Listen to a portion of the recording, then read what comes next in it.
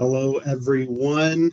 We're just letting folks into the presentation, the event this afternoon. We'll give folks a couple more minutes to hop on. If you don't mind putting yourself on mute while we wait for folks to join us, that would be fantastic.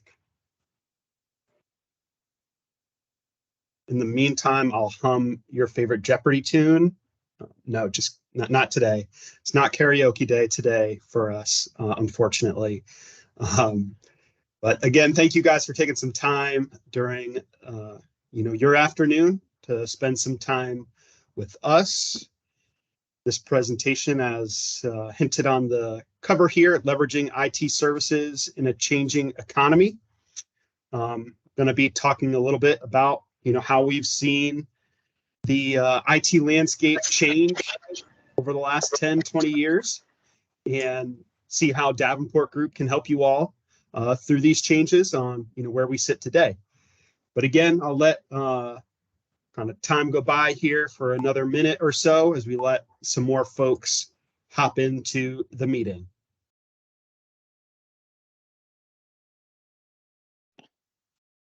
And this is a virtual event for us. So we've got folks that are hopping in from all over the country. And I know for this event, we've got customers that have been with us for a couple of months. And I think customers that have been with us for even over a decade. So a good range of customers out there, really our strong partners is really like what we'd like to think of them joining. So thank you all again. And I know we've gotten through a little bit of this waiting, holding period here. The number of attendees still climbing. And I think we've got a good settling number here. It looks like 65 folks out there in attendance. Again, thank you all for joining. And I think we can probably get this underway. So my name is Drew Bonner, and I'm an account executive with Davenport Group. Have been with us for a little over a year now. Prior to that, have spent close to 10 years in the value-added reseller community. Moved from Houston to North Carolina during COVID, and that transition of COVID that caused lots of different transitions for us. Ultimately landed me a transition to be here at Davenport Group. So if we want to skip to the next slide here, we can go through who else will be joining me in talking to you all today. So again, as I mentioned, Drew Bonner, but you also have Brian Bennett, who will be speaking a little bit today. He is our field CISO here at Davenport Group. Brian has brought a lot of experience to us. He has an extensive background when it comes to working for the government in different types of industries, applications that pertains to the military. And his background when it comes to risk compliant is one that is extremely strict just based off that type of background. Then also Daniel Gable. Daniel joined us last year, but leads our service delivery team for Davenport Group. We'll be talking a little bit more about that team and that group later on in this presentation. And lastly, BJ Bradley will be speaking with us as well. BJ is a VP here at Davenport Group, leading our engineering services. So he leads our deployment team. He leads our managed services group. He plays quite a significant role here at Davenport Group, and he'll be speaking to us about a little bit of those portfolio offerings for you all today as well. So if you want to go to the next slide, our agenda for today, a couple of housekeeping items. As I mentioned already, there's been a couple folks that have already joined in, but please keep yourself on mute unless you would like to ask a question, participate. We certainly encourage participation, so don't be shy, but also let's be respectful for the entire audience and try to stay on mute unless you again have a question. And for this session today, you all have been entered in to win a RecTech grill.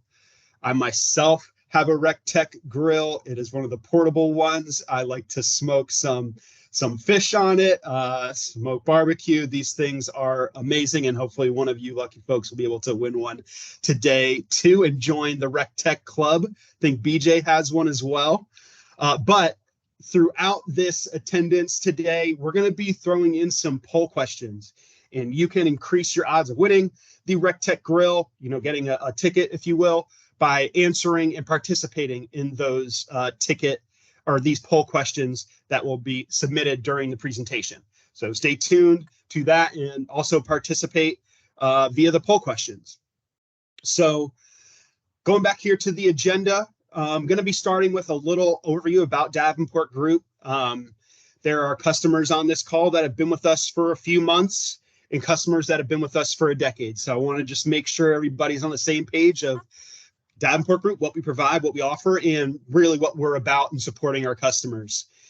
And then I'm going to transition a little bit more into, the title of this presentation, leveraging IT services in a changing economy, and take a broader look about what has happened in our IT industry over the last 20 years, highlighting some significant events that our team has seen, and then correlate that with how IT roles and responsibilities have changed over the last specifically 10 years. And as I mentioned earlier, I've been in the IT industry for 10 years myself. So a lot of those point of views more so come from my point of view in supporting customers as a value-added reseller for the last 10 years. And so, hopefully, as we correlate, the high level view of what's been changing in the industry, what's been changing in y'all's day-to-day life, we'll tie that to how Davenport Group is helping our customers with these specific services offerings, managed services offerings, to help you all with these changes in today's environment. So we can go to the next slide. A little bit about Davenport Group. And Davenport Group would be best described as through our core values. And we've been in business for over 20 years, but we really start with an all-in focus on our customers. We are certainly customers first, and internally we are always asking what else can we be doing for you all to help improve the experience you have in working with us. And we not only take an all-in approach with our customers, but we take the same approach when it comes to our technology partners. We'll touch a little bit about on our timeline in our next slide, but we as a company have been very focused on the types of solutions and technology partners that we select to work with in order to make sure when we're coming to provide a solution for you, we can stand up behind it and feel as confident as possible with you to support it not only day of when it gets deployed, but continuing on in the future. And that also ties with the model that we're seeing here with some of the managed services conversations we're going to be talking about throughout today. And then lastly, being all in with our customers and our partners, these two really tie together to bring about transformation within our customers. Ultimately, these solutions that we're putting in place either affect the bottom line or they can affect processes and procedures within an organization's IT team, or even to their business or their school administration, or even their local government administrations. So our core values are the cornerstones for our business and how we've been able to have double-digit growth over the last decade. And it wouldn't be without you all folks on the call here today that we'd be able to accomplish that. So I got to give a thank you to you all and your trust in us. And really, we focus on doubling down, with you all in providing just even more support and services moving forward. So if we could fast forward to the next slide. I'm starting with the timeline here. And as I mentioned, this is going to be a 20-year or so view of events that have happened and how, some significant event that we have was the start of time. And if you want to populate that first bullet, the start of time is 2002 when Davenport Group was founded. And no, just kidding. But at least for this sake, we'll start when Davenport Group was founded. And us as a company started in 2002, and we started by supporting customers with their compellant technologies. We were a all compellant storage partner. And if you want to fast forward to the next slide, we continued to grow as a company. And in 2008, there was an event, if you want to put the next bullet as well. 2008, 2009, there were kind of two events that I want to call out.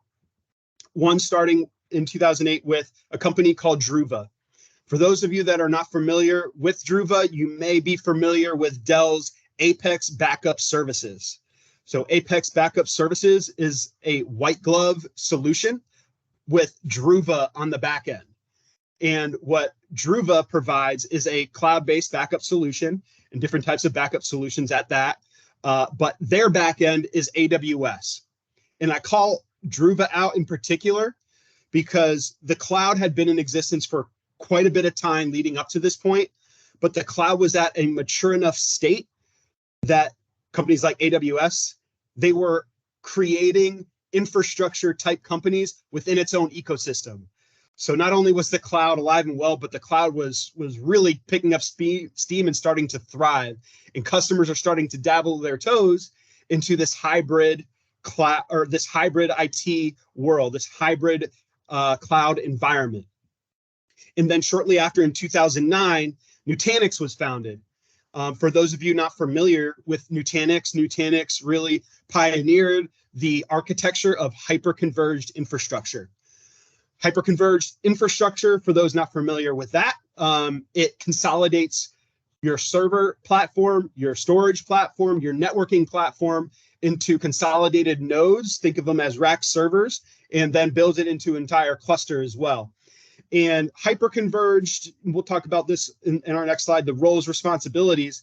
Since server roles, storage roles, networking roles started to be consolidated, this lended itself to certain types of use cases for customers. And one of the, I think, bigger use cases for hyper-converged infrastructure that our team saw was VDI. And VDI certainly lent itself with HCI. And those had a lot of changes with customers as well, which I'll touch on. If we continue down the timeline here, in 2010, this was an important year for Davenport Group. 2010, Dell acquired Compellent. And our leadership team had to make a strategic choice of how we were going to grow our portfolio as a company. And the decision that we made was to be an all-in Dell partner. So we then started growing our portfolio to support not just a SAN storage with Compellent, but even server as well, and hypervisor type technologies for our customers. The next bullet, please. Also in 2010, a company, SAP. For those of you not familiar with SAP, SAP is an ERP application, enterprise resource planning application. And for certain types of businesses, maybe manufacturing or engineering, this is the heart type application for that specific business. And you see a application like SAP develop something called SAP HANA. HANA really made a lot of news at that time because it was now creating SAP as a cloud-based solution.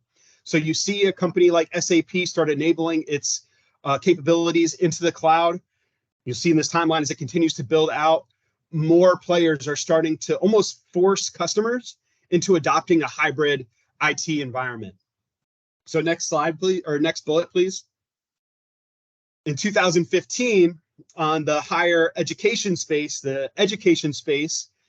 you see a company like Blackboard. And Blackboard, for those of you who are not familiar with it, it is a significant application for the education space where teachers, students are able to upload their assignments. They can assign assignments. It's a very important application for certain types of education institutions.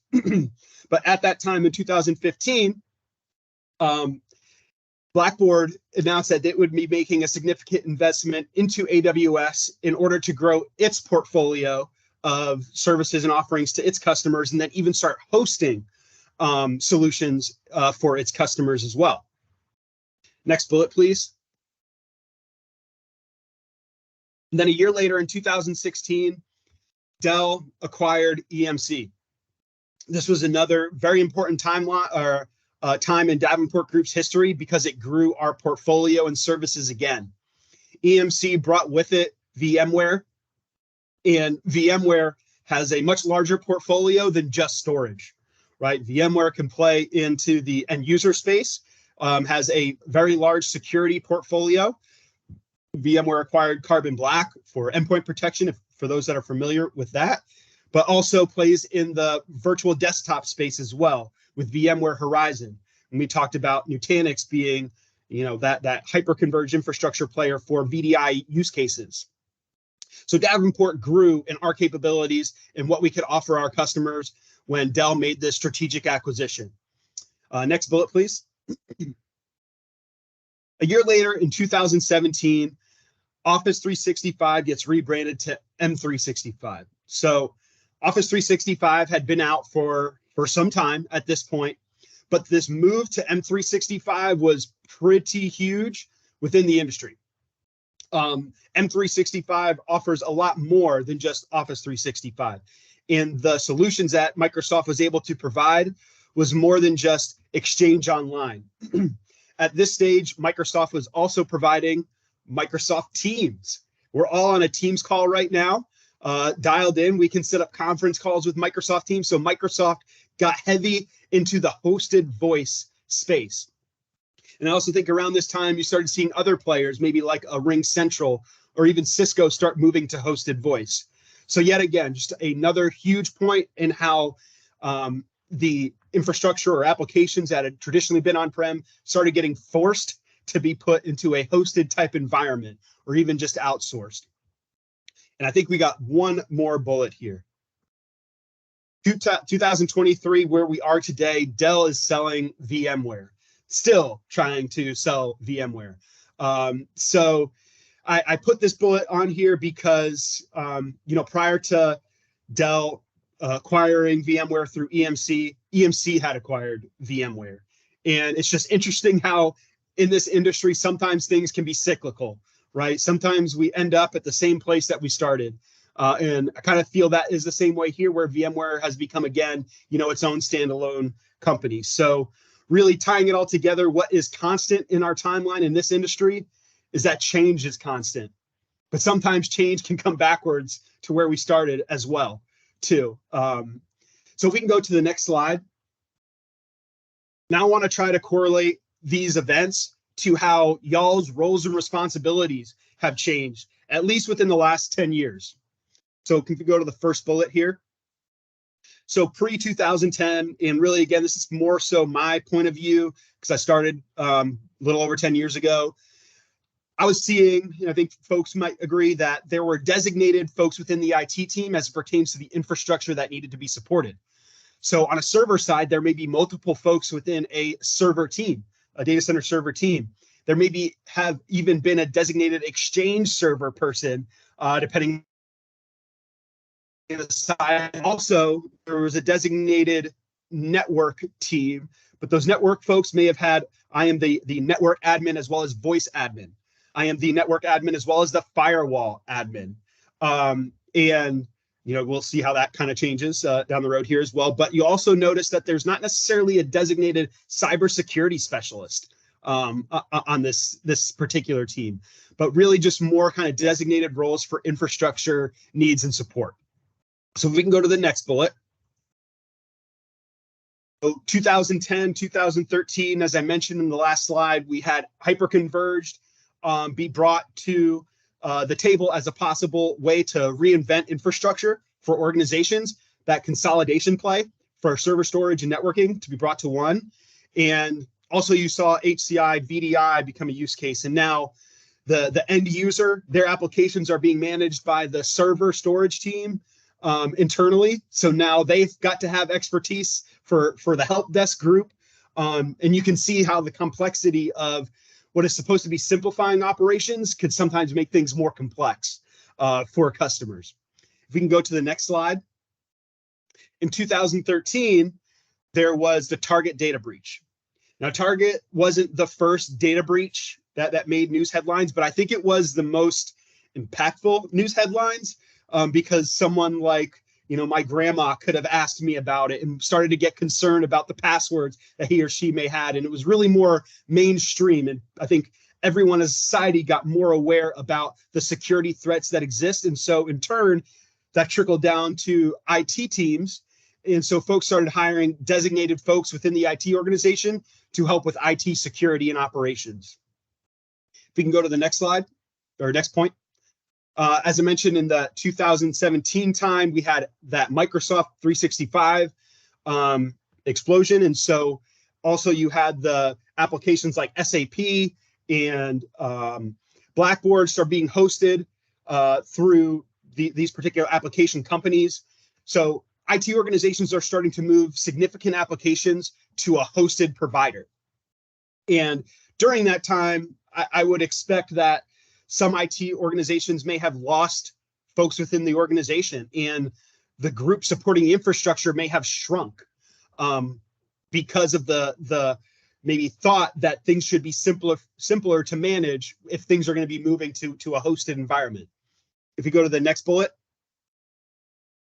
during the 2017 pre-COVID timeframe, you again, as I'd already mentioned, see companies moving more applications to the cloud. The next bullet, please. Then we get to COVID, and now everyone is working remotely. IT organizations are having to provide all the applications to folks that are working remotely. So the organization has to become have a digital footprint. And as companies survived COVID and they now have this new digital footprint, the importance of DR, I think, has really gained steam within different types of organizations. Being able to execute an effective DR strategy has become a high priority for customers. Maybe it's not just an event, but it could be some type of cyber attack where business continuity has really grown as a priority within an organization. So as companies move to hosting applications to the cloud, maybe their teams have shrunk over time. Now they're being asked to do 2 times as much with less than what they had before. If we can go to the next slide. So that leads us to where we are today. But as I mentioned, folks are being asked to do more with less. And I think everyone on an IT team has to have some type of security background and specialty as well, where every role within an IT organization has to be aware of security. So more is being asked of us every day.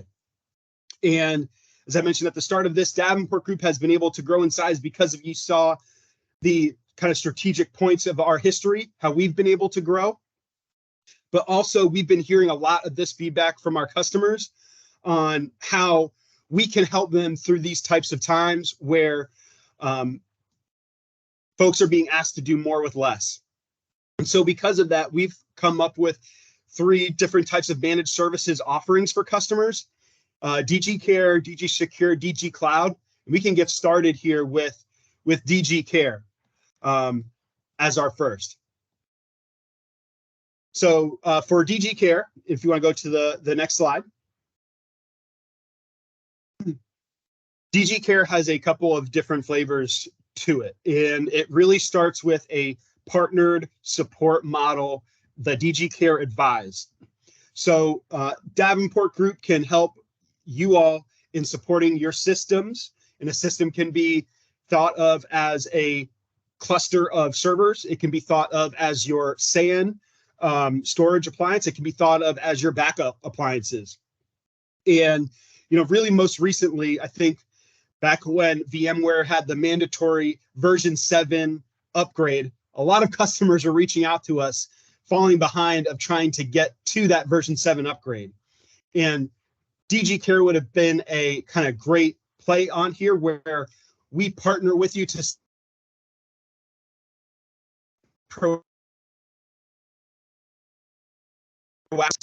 on your hardware, also providing biannual patch updates on your systems, and making sure that you have a dedicated kind of team lead, Daniel Gable, who leads our team here, to work with you and partner with you on staying healthy on your systems on a quarterly basis. How DG Care Advise builds on itself is by Advise and Assist.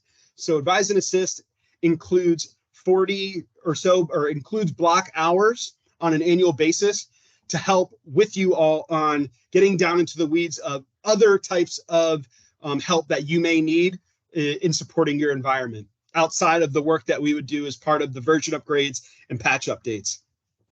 And then lastly, DG Care also has a fully managed option in which we're providing the monitoring, the alerting, the really type of proactive monitoring that you expect from managed services. And to tie all these together with DG Care, our team is able to provide DR testing, DR runbooks as a part of the systems that we support through DG Care. So I can pause there, if there may be any questions about this area of our portfolio, DG Care. Sure. And I've got one question that typically comes up, Drew, and maybe you or Daniel could answer it, but where does DG Care compare with something like Dell Pro Support?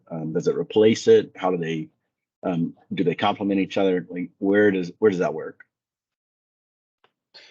It's actually a really good question, Rob. DG Care is not a replacement for Pro Support. Pro Support is still your break fix. It's my hard drive failed, need a new hard drive, the RAID controller failed. Pro Support is that piece for the equipment. Where DG Care comes into play is taking the requirements of having to be a storage expert away from the team and allowing them to do what they do best, be it helping their internal users, their customers, what have you. Let them focus on what's right in front of them other than what gets kind of lost in the background, because if storage doesn't fail, no one knows about it. DG Care gives you access to our team that'll advise or assist you with your best practices across that gear or the management needs.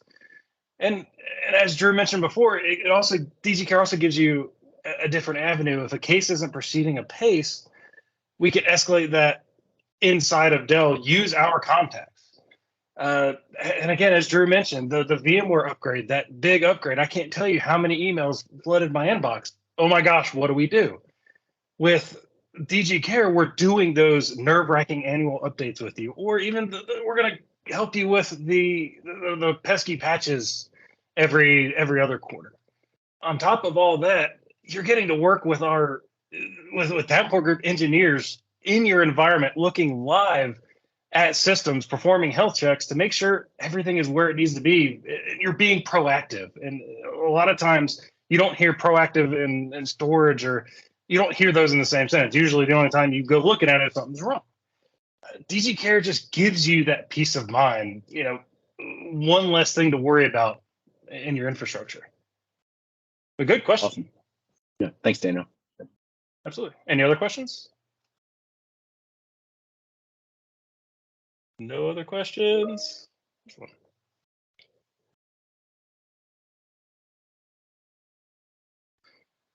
It does look like we had one that came in on chat. So, do we have a list of vendors or mainstream software that we deal with? BJ, do you want to touch on that one for me a little bit? Yes. So as it stands today, we are primarily focused on the solutions with Dell and VMware, right? So the Power Stores, the VMware vSpheres, VxRail, DP4400s, the DM5500s upcoming. But for the most part, we are focused on the Dell ecosystem, kind of like Drew explained earlier.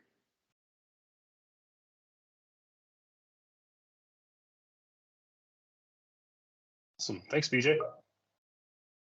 Any other questions? Going once, going twice.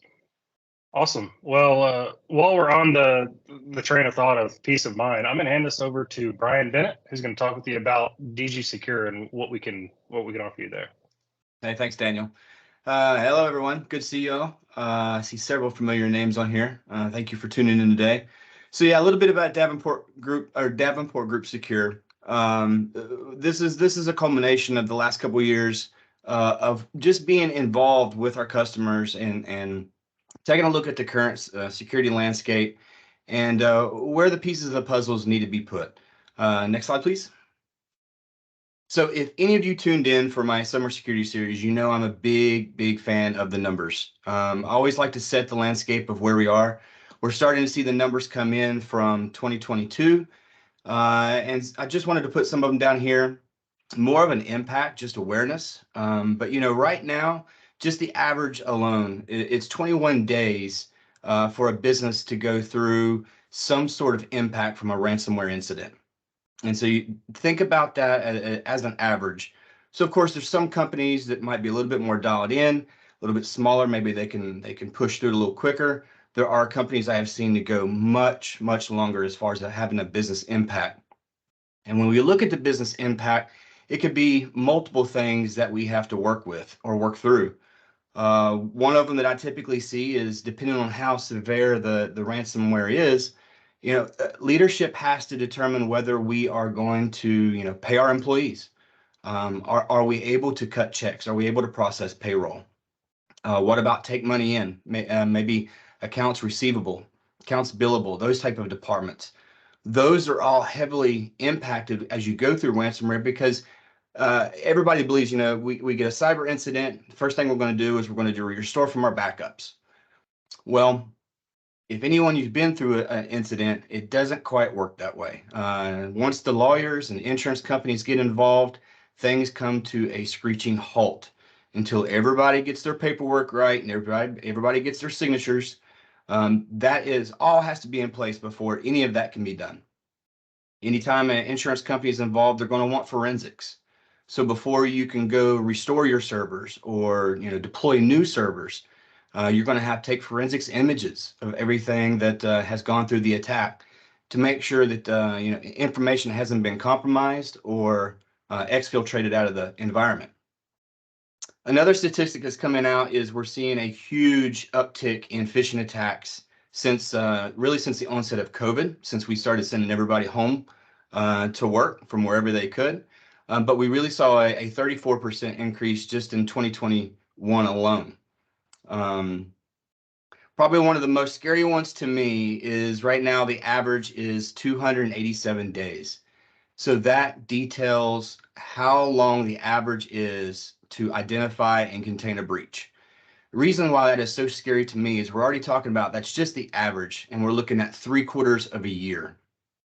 So that means that you might have attackers inside of your network right now for almost up to a year, and they might be, gathering the landscape, figuring out what servers you have, what data you have, taking their time to move through the network. And that is, before you're able to identify it and then do the things that you need to do to either contain it, or in most cases, it's post-incident after something has already happened.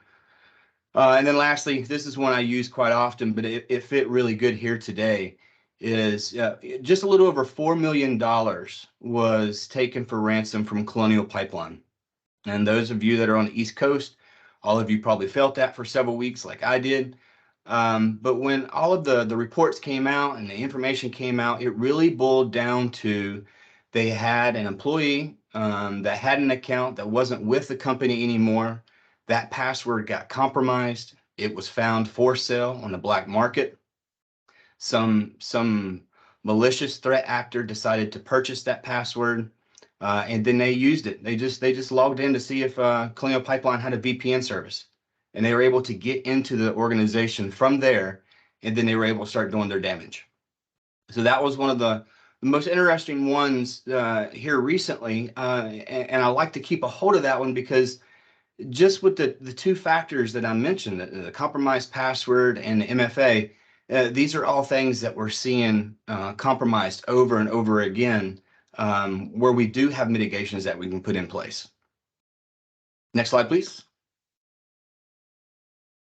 And so a lot of these discussions with several of you, with vendors and security groups that I'm in, we really started to go to the table and with the questions where our customers were asking us, coming to us, with different requirements or different needs.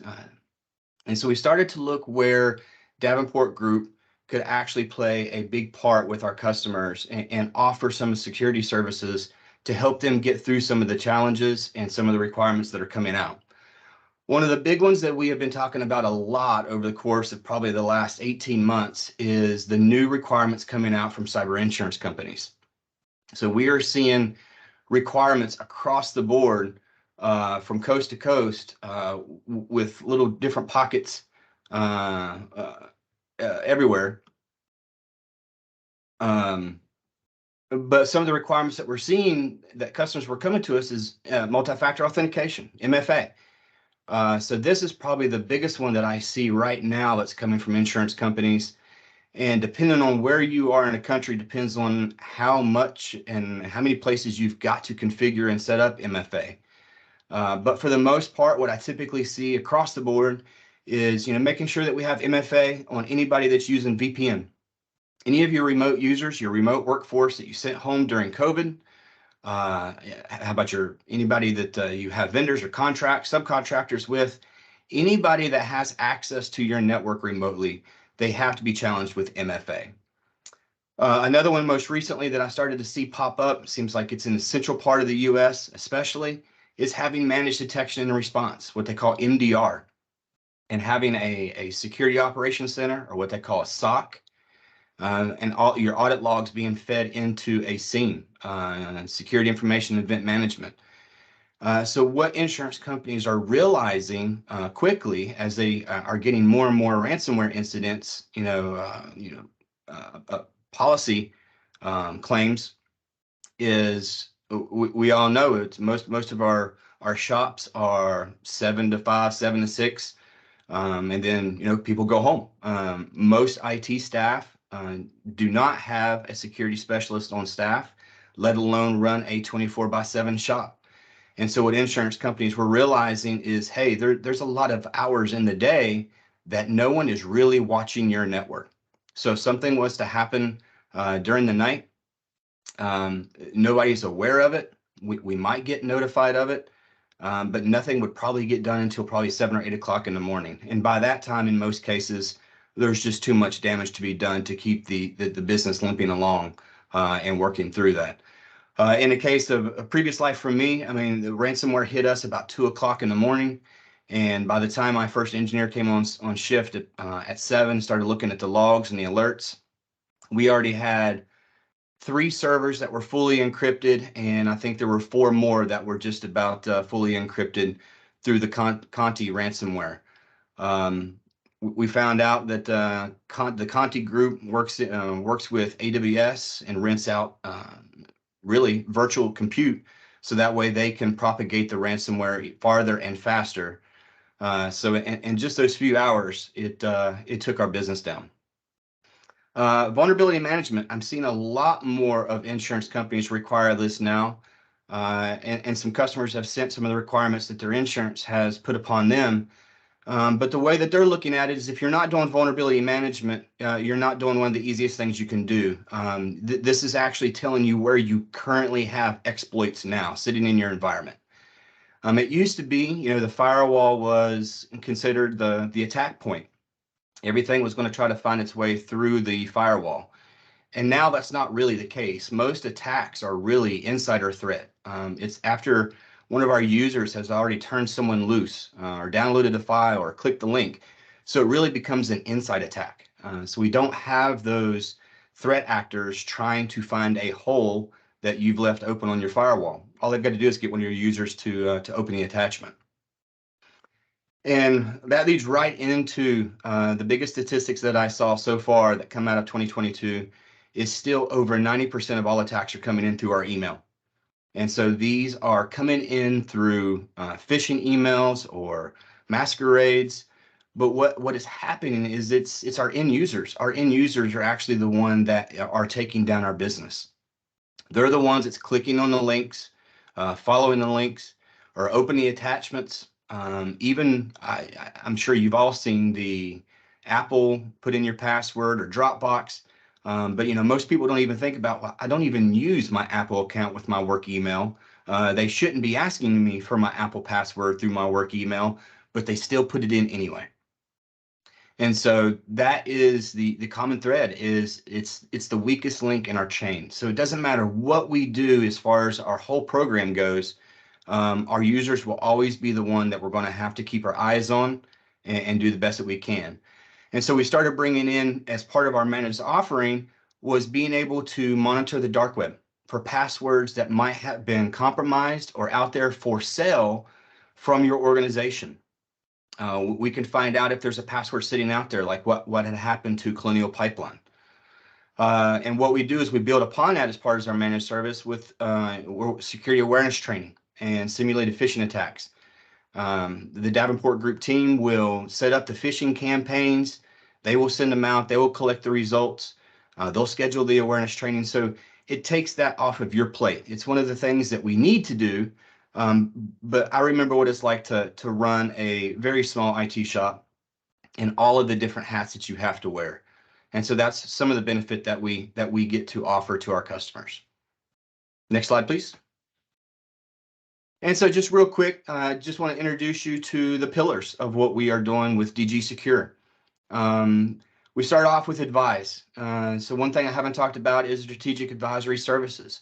So this is where you get to spend some time with me. We can start talking about where you are currently with your security program, where we want to go with it, how long might it take us to get there, maybe even talk about regulation compliance or compliance overall. Maybe you just have some information, some questions that you're unfamiliar of. Well, what is, the difference in MDR and EDR and NDR? But I'll be there to help guide you, get you information, help you answer questions, and we'll come up with a game plan of how we can better protect and better secure the organization overall. And so that will include the security awareness training, the phishing, and the password monitoring that I talked about. So then we get into protect, which includes everything in advise. But now we get into managed email security, collaboration, one of the tools that we use. So if you're an M365 customer, so then we can get into monitoring what's going on in SharePoint and OneDrive and what's going across Teams. Those are the things that we typically don't think about because we kind of push that off on Microsoft and hope they're doing the best things. But in a way that kind of sets us up for failure if we're not careful. Managed endpoint protection will help you make sure that we get the agents out there to all the endpoints, keep them updated, policies in place, script control, managed firewall. So this is where we get to work with SonicWall. And for those of you that do not have a firewall admin on staff, this is where you get to work with the DG team. And so we will be that admin. So when things need to be done, you can reach out and we use the DG team. Multi-factor authentication. I already talked about how crucial that is and where that fits in today. And then managing detection response. So that's where we start checking that box, for someone like the insurance company that, hey, if you need a babysitter. I mean, I know all of you do sleep at some point, but this gives us the ability to push it off to our 24/7 SOC. And if smoke signals go off at 2 o'clock in the morning, like I wish it had been for me years ago, that's where we get to pick up the phone and you get to talk to DG and we get to figure out what's going on and what we needed to do to get that taken care of. Then lastly is defend. So this is where we get into vulnerability management. This is probably the biggest kicker here. This is where we start looking across your network and finding where you currently have vulnerabilities that are sitting there waiting to be exploited. So we break those down into a heat map. That way we can make sure that we address the most critical ones first, and the ones that are not so important right now, we can put those on some kind of scheduled plan that we get them in. But then we can get into a tailored SOC and SIM. That way we can dial in. So if we need to be monitoring Active Directory for malicious attempts on accounts, those types of things, we can start dialing that in. And then one of the things that I keep hearing most often, and just because we don't talk about it much overall as a team, but we actually do have access to a penetration testing team. And so we lean on them for our customers that are going through compliance and regulatory requirements that they got to have pen testing done. So that's something additionally that we can talk about. But that's just a little bit real quick, short and skinny today about DG Secure. Any questions? Hey, Brian, this is Jake. I have a question when it comes to this. When I'm talking to some of my customers, it seems like the biggest struggle is where do we even begin? So if we're trying to really kind of beef up that security, what recommendations do you have for first step? Good question. That's usually the one that someone comes up to me after I present or sends to me in an email because they don't want to talk about it in a public forum. I really try to break it down into three things right now that I typically lead with.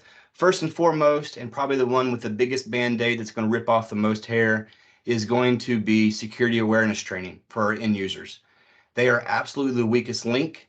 The more that we can train them and make them aware and teach them to become another set of eyes for our IT team, the better off we are as an organization as far as our security posture goes. The reason I say it's a band-aid, a big band-aid to rip off, is because I remember what it's like to put something, a requirement on the end users that they have to log in and do every month. And I remember, they don't have time for a 5-minute video. But it's just the repetition, just the exposure over and over again, and it will become just second nature to them, that you might start getting screenshots. Hey, is this legit? Or, hey, saw this link come through, but I was not expecting the email from them today. And it only takes one of those to bring down your business. So the more that we can do to help the end users raise that awareness to us, the better off we are. And then the next two, I'm kind of split between. One of them is multi-factor authentication, just because I see the overall advantage of having MFA, especially when you're talking VPNs and logging into your email. Or even just logging into a local computer as a domain admin, those privileged accounts. That's huge. That way, if a password gets compromised out there, and before you are made aware of it, that it doesn't get sold, and then someone uses that against you, like Colonial Pipeline. And then lastly is definitely vulnerability management.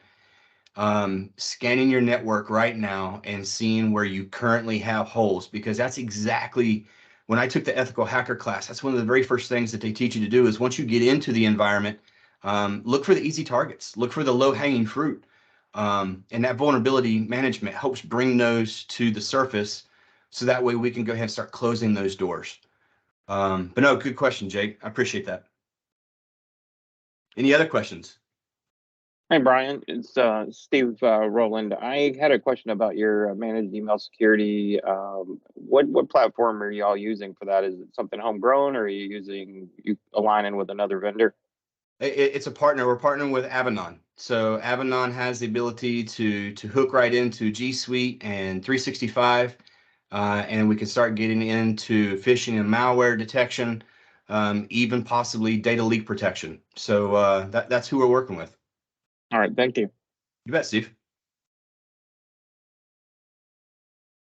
Any other firewalls we manage besides SonicWall? Right now, other than SonicWall, that's the only ones that we manage. Now we can set up some of the other firewall vendors, Cisco, Checkpoint, Fortinet. Some of those we can dial into the SOC and have it monitored by the SOC 24/7, but just not that management capability other than SonicWall.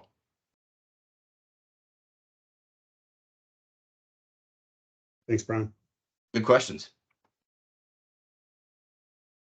All right, last call. All right, well, BJ, I think you are up on deck next, sir. Yes, sir. Thank you, Brian. The Davenport Group Cloud. Cloud, as you know, is a bit of a fuzzy term, right? It means a lot of different things depending on the application and the infrastructure you're talking about. Next slide, please. So DG Cloud is our white glove managed service focused on cloud infrastructure.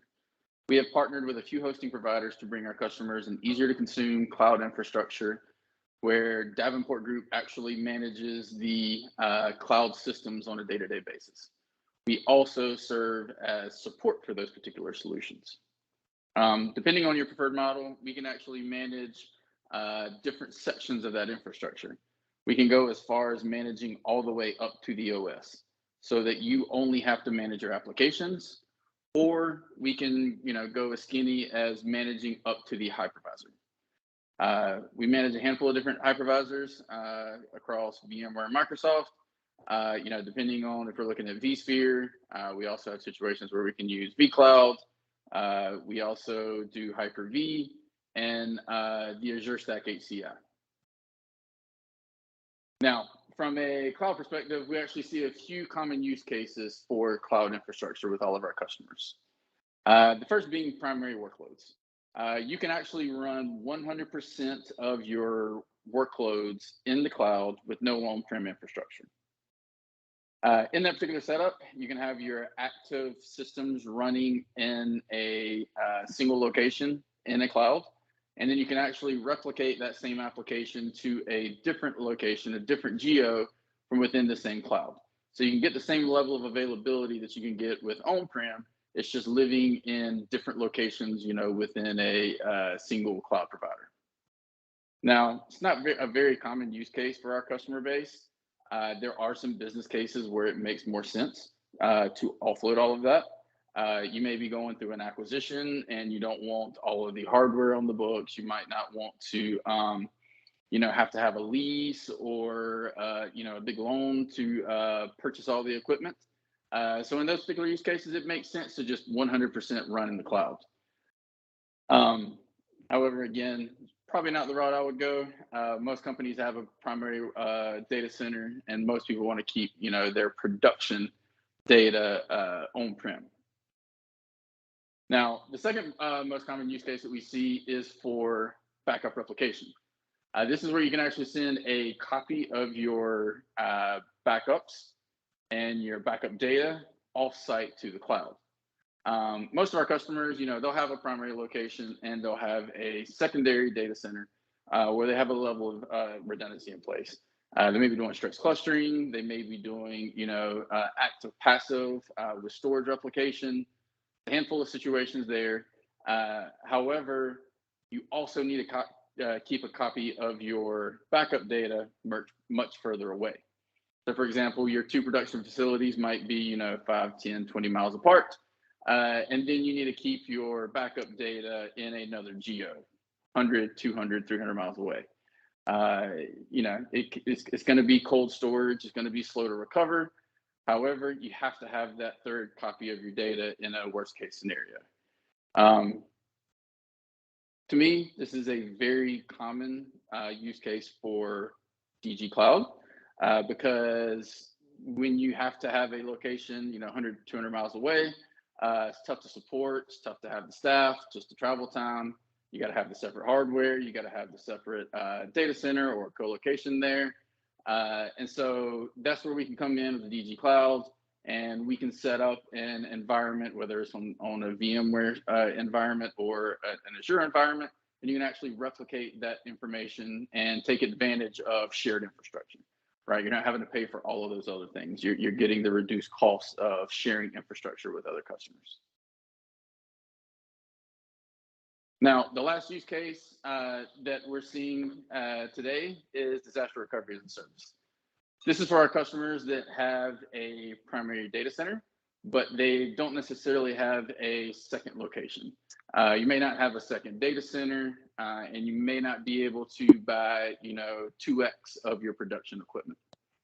So with DR as a service, we're actually developing a DR platform that allows our customers to migrate to the cloud in the event of emergency.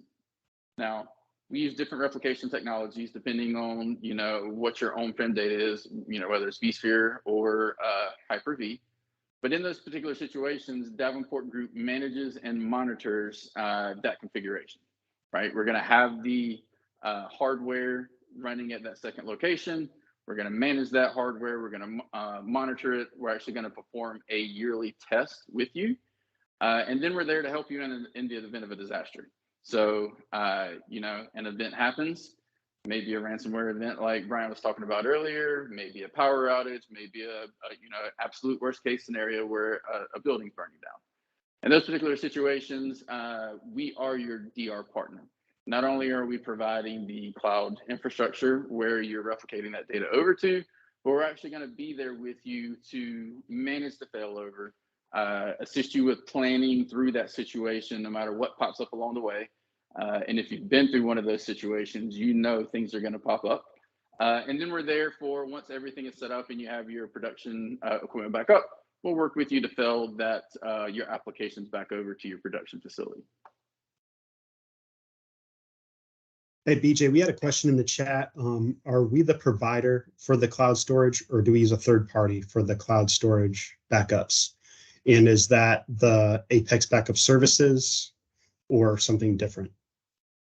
Yes, so we have a couple different partners that we work with. So we do not have 10 data centers across the country where we're managing, or even have 10 co-location locations where we're buying dedicated equipment and doing this 24/7. We instead chose to work with 2 or 3 partners that work with partners like us to use their infrastructure to provide that level of service for our customers. So we're taking the vendors that we're working with are more focused on the mid-market. Of course, we can work with the hyperscalers, right? We have customers that are purchasing Azure licensing and things like that. But we chose to partner with smaller organizations that have, say, 10 to 20 locations across the country, and then we are collaborating with them and building these services out. But no, we're not building out data centers ourselves. Thanks, BJ. Good question. I think we're getting close to the top of the hour here. If we want to go to the next slide, questions. So again, I know we're kind of getting to the top of the hour here, but you all should have received this invite from your Davenport Group account executive and team. Please relay your questions to them, to us, and we're happy to schedule some of our deep dive conversations with you all on any of these topics. If we can go to the next slide quickly. So this is, again, the item up for raffle here today as part of our event. We had great participation in the polls out there. Thank you all. But if there's still some of you looking to answer those questions, that does get you an additional ticket as part of this raffle. And if we can go to the last slide here. Big thank you for all joining. If you want to, or if you're able to, email the code word below services to marketing@davenportgroup.com. You will be able to redeem a $75 gift card to Snake River Farms, Fulton City Fish Market, or Grubhub. Feel free to CC your Dell, or excuse me, your Davenport Group account executive. Send them back to the front door. All right. Thanks. Bye. Make sure that you CC your Davenport Group account executive to the marketing, so that they can make sure that we follow up appropriately for what you would like to select and choose. I know we've got 2 minutes left. If anybody has any outstanding questions or anything pertinent top of mind, feel free to throw it in, but you can do a quick pulse check on that. Go once, twice, 3 times. So again, feel free to send your questions to your account executive team so that we can loop in the appropriate resource here at Davenport Group to help you. And thank you very much for your time this afternoon. We hope this was a value to your time. We're greatly looking forward to helping you in any of these areas. Have a great rest of your Thursday afternoon.